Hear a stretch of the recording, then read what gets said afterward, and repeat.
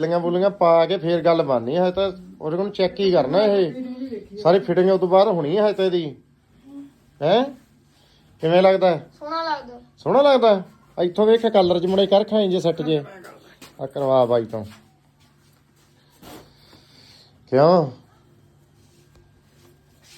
ਬਾ ਯਾਰ ਗਰਸ਼ਾਨ ਦੀ ਚੜਾਈ ਹੋਣੀ ਚਾਹੀਦੀ ਸਾਡੀ ਭਾਵੇਂ ਡਾਊਨ ਹੀ ਹੋਵੇ ਕੋਈ ਚੱਕਰ ਨਹੀਂ ਹਨਾ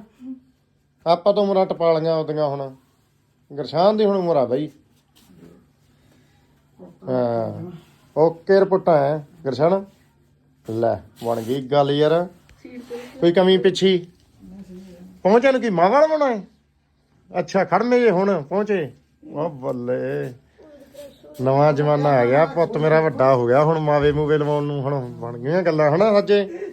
ਮੈਂ ਤਾਂ ਬਈ ਕਿਤੇ ਲਵਾਏ ਨਹੀਂ ਸੀਗੇ ਹੁਣ ਗੱਭਰੂ ਹੋ ਗਿਆ ਚੁੱਬਰ